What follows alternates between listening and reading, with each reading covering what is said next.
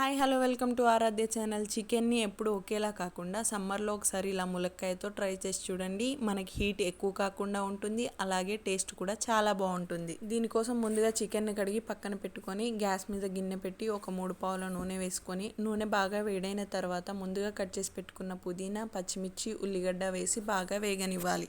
ఉల్లిగడ్డ పచ్చిమిర్చి బాగా వేగిన తర్వాత ఇందులో నేను అప్పుడే దంచిన అల్లాన్ని వేస్తున్నాను. ఇలా గనక వేసుకుంటే కూర చాలా టేస్టీగా ఉంటుంది. అల్లం బాగా వేగిన తర్వాత అందులోనే పసుపు వేసి కలుపుకొని అల్లం పసుపు బాగా వేగిన తర్వాత ముందుగా కడిగి పెట్టుకున్న చికెన్ను వేసి ఒకసారి అంతా కలుపుకొని మూత పెట్టి 2 నిమిషాలు ఉడకనివ్వాలి. ఇప్పుడు చికెన్లో ఉన్న వాటర్ అంతా బయటకు వచ్చి దగ్గర పడిన తర్వాత అందులోనే కొద్దిగా ధనియాల పొడి, మీ రుచికి సరిపడినంత ఉప్పు వేసి అంతా ఒకసారి కలుపుకొని మూత పెట్టి ఒక 5 నిమిషాలు బాగా ఉడకనివ్వాలి.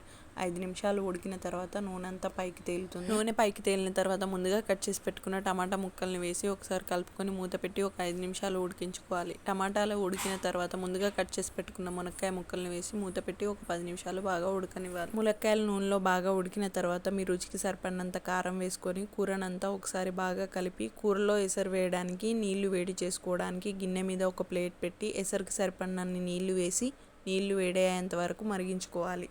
ఎప్పుడైనా మటన్లోకి కానీ చికెన్లోకి ఇలా వేడి చేసుకున్న నీళ్ళను ఎసరులాగా పోసుకుంటే గ్రేవీ చాలా టేస్టీగా ఉంటుంది. ఇప్పుడు ఎసరు వేసి ఒక 10 నిమిషాలు బాగా ఉడికించిన తర్వాత గ్రేవీ మొత్తం చిక్కబడ్డాక ముందుగా కట్ చేసి పెట్టుకున్న కొత్తిమీర, మెంతికూర, లాస్ట్లో చికెన్ మసాలా వేసుకొని ఒక 2 నిమిషాలు ఉడికించుకొని వేడివేడి అన్నంలో సర్వ్ చేసుకుంటే చాలా బాగుంటుంది. ఎప్పుడైనా గెస్ట్లు వచ్చినప్పుడు చేస్తే కూడా స్పెషల్గా ఉంటుంది. వీడియో కనుక మీకు నచ్చినట్లయితే please like, share and subscribe. Try చేసి కామెంట్ చేయండి.